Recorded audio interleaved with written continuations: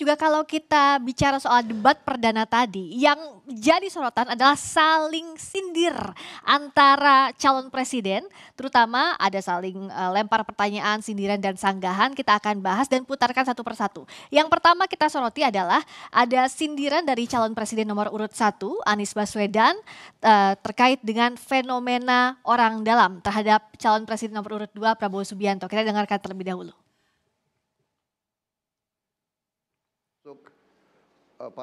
Jadi menggunakan teknologi yang disampaikan Mas Anies sudah betul.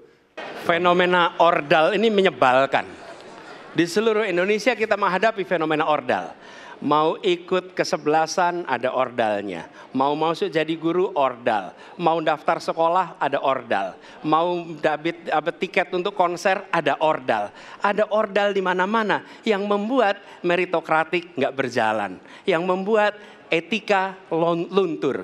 Dan ketika fenomena ordal itu bukan hanya di masyarakat, tapi di proses yang paling puncak terjadi ordal, maka rakyat kebanyakan, dan ini saya rasakan beberapa waktu yang lalu, beberapa orang guru berjumpa dengan saya dan mereka mengatakan, Pak, di tempat kami pengangkatan guru-guru itu mendasarkan ordal. Kalau tidak ada ordal, nggak bisa jadi guru, nggak bisa diangkat. Lalu apa jawabannya? Atasan saya bilang, wong yang di Jakarta aja pakai ordal, kenapa kita di bawah tidak boleh pakai ordal? Negeri ini rusak apabila tatanan itu hilang.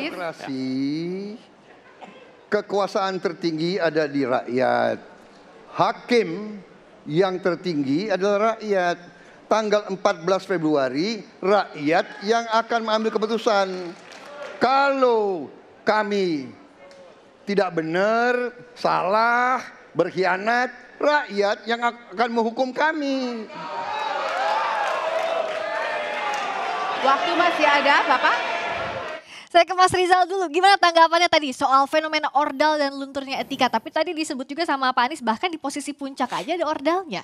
Ya, sebelum ke situ saya mau menanggapi tadi yang dari panelis Mas Usman. Saya perlu meluruskan istilah konservatif itu ya. Saya kira itu kategori yang tidak tepat karena tidak melihat secara komprehensif apa yang disampaikan oleh Pak Prabowo tadi. Misalnya di masalah Papua ya. Memang disebutkan dengan diksi tadi separatisme, teroris. Kita harus bertanya dengan kosakata apa kita untuk menyebut ada kelompok bersenjata yang punya bendera sendiri dan ingin merdeka. Tolong sebutkan kosakata apa yang perlu disebutkan. Sebentar. Jadi Anda sebentar, saya selesaikan dulu. Ini kan giliran saya. Setelah ini saya tanggapi nah, kemudian teroris. Lihat fakta di lapangan. Ya, ada terjadi juga ya warga yang kemudian diintimidasi, kemudian ada juga rumahnya dibakar, bahkan ada di suatu tempat menjadi pengungsi. Ya, nah itu kosakata apa? Penggunaan kosakata kita bisa berdebat, tapi fakta di lapangan seperti itu. Nah, belum lagi tadi Pak Prabowo menyebutkan ada hal-hal lain yang setuju, dialog setuju, keadilan untuk Papua setuju, kemudian merangkul yang ada di sana setuju. Bahkan kalau dilihat di luar acara debat tadi ada statement yang disampaikan Pak Prabowo soal Papua itu. Beliau akan menggunakan soft approach. Itu ada jejak digitalnya bisa ditemukan. Dan kemudian memberikan penawaran tertinggi untuk mengupayakan penyelesaian Papua. Yaitu melalui amnesti. Nah jadi itu saya ingin luruskan ya. Nah kemudian soal ordal tadi. Ini kan kaitannya dengan etika. Jadi kalau dipahami secara keseluruhan. Itu memang ada perkara 90 yang diputus oleh MK yang kemudian dari itu memunculkan dibentuknya MK-MK. Tetapi di dalam putusan MK-MK itu tidak ada menilai soal putusan 90. Nah kemudian dalam perkembangannya ada lagi perkara lain, perkara 141. Di dalam perkara 141 itu 8 hakim secara keseluruhan tidak ada dissenting opinion. Ya, kemudian tanpa ada keterlibatan satu hakim lain yang disebut-sebut soal etika, itu ternyata sepakat bahwa tidak ada masalah dengan putusan perkara nomor 90. Nah jadi persoalan apa dengan itu? Nah, saya kira itu. Oke, tadi ada dua hal yang berbeda, biar lurus dulu di sesi ini ke Bung Usman dulu, nanti baru soal yang etika tadi ke Bung Teguh Juwarno. Silakan ke Mas Jadi Usman dulu. lalu istilah apa katanya kan yang lebih tepat daripada separatis? Kalau seandainya kita membaca kajian Lemhanas, Lembaga Ketahanan Nasional milik pemerintah, kajian per Februari, mereka menyatakan bahwa kelompok pro kemerdekaan Papua, termasuk yang bersenjata, itu lebih tepat disebut sebagai kelompok pembebasan, bukan kelompok teroris. Kelompok teroris dan kelompok separatis ini sebenarnya dua istilah yang sangat bermasalah. Karena ketika disematkan kelompok teroris, pendekatan hukumnya menjadi pendekatan hukum yang luar biasa. Padahal mereka tidak bisa disebut sebagai kelompok teroris. Jadi kalau Anda baca kajian Lemhanas, itu ada rekomendasi yang begitu banyak, kelompok pembebasan bersenjata, kelompok pro kemerdekaan, kelompok insurgency gitu. Laporan Komnas HAM, tempatnya di mana Bung Munaf Rizal ini pernah bekerja, juga tidak menggunakan istilah itu. Mereka lebih menggunakan istilah kelompok pro kemerdekaan bersenjata. Bahkan Komnas HAM, tempat lembaga Munaf Rizal ini bekerja, juga merekomendasikan dialog. Kalaupun Prabowo akhirnya setuju dialog, itu karena dua calon mengatakan perlunya dialog. Sehingga Prabowo seperti merasa kalah set. Sehingga dia harus mengikuti suasana semua saya kira mengusulkan tidak, ya. dialog gitu. Ini begitu disampaikan.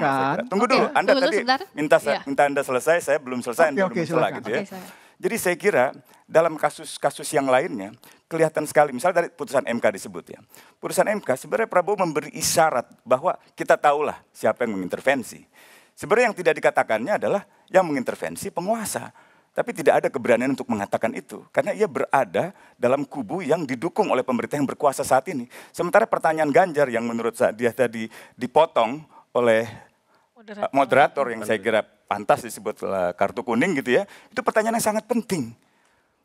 Pertanyaan itu bisa sebuah tanggapan. Ada yang disebut sebagai rhetorical question. Jadi orang bisa mengajukan pertanyaan bukan untuk dijawab, tetapi untuk mengatakan pendapatnya dalam bentuk pertanyaan. Jadi pertanyaan Ganjar tadi sebenarnya pernyataan yang sangat menohok.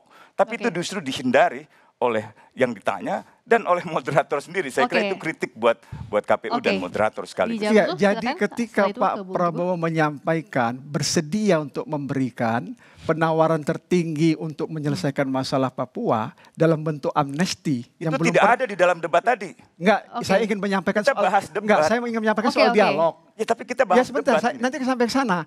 Ketika menyampaikan itu, maka itu kan tidak akan serta-merta. Itu akan ada prosedur yang harus dilalui. Nah, ada komunikasi dialog. Nah, berarti apa? Berarti bersedia untuk berkomunikasi dengan pihak-pihak itu. Prabowo menaruh kecurigaan tinggi pada asing. Ya, ini retorika konservatif, retorika para populis leaders di dunia yang selalu mengutakan bahwa masalah di dalam negeri kita adalah asing. Padahal masalahnya adalah kebijakan negara yang salah. Itu yang harus dikritik. Gitu. Soal HAM ini kita akan perdalam lagi. Kalau Bung Teguh tadi menjawab apa yang tanggapan dari Bung Rizal? Saya mau izin singkat saja. Paling tidak saya ingin memberikan tanggapan terhadap jalannya tadi perdebatan. Satu hal yang perlu kita apresiasi terhadap seluruh kandidat bahwa perdebatan putaran pertama sudah berlangsung sangat dinamis, bagus sekali, ini sebuah pembelajaran politik yang baik buat publik kita. Kenapa? Karena masing-masing kandidat bisa mengutarakan visi, arah ke depannya, dan kemudian bisa mengutarakan pertanyaan atau daya kritis terhadap masing-masing kandidat yang lain. Kemudian responnya juga menurut saya cukup baik. Apa yang ingin kita tegaskan di sini bahwa kemudian publik bisa tahu secara jelas kira-kira pemimpin ke depan seperti apa. Kita tahu pemimpin adalah leader is a dealer of hope. Siapa yang akan memberi harapan yang lebih baik. Nah, terkait dengan fenomena orang dalam. Apa yang Mas Anies sampaikan ini menurut saya sangat lugas dan jelas karena dia ingin menegaskan bahwa yang namanya ikan itu busuk dimulai dari kepala. Dan Mas Anies mencontohkan ketika beliau menjadi menteri, putrinya yang baru lulus SMA tidak kemudian beliau bantu untuk kemudian bisa dapat kemudahan masuk ke perguruan tinggi negeri yang terbaik misalkan. Itu apa? Itu artinya apa? Dia ingin memberikan keteladanan dan dia buktikan dalam perilakunya. Fenomena orang dalam kita dengar semua terjadi di mana-mana dan itu sangat mengganggu kita, terutama masyarakat-masyarakat kecil yang tidak punya akses orang dalam, apalagi kekuasaan. Ada catatan kritis juga. Kali ini sebaliknya dari Pak Prabowo ke Mas Anies soal bagaimana oposisi. Tapi nanti usai jeda di pasca debat perdana calon presiden pemilu 2024.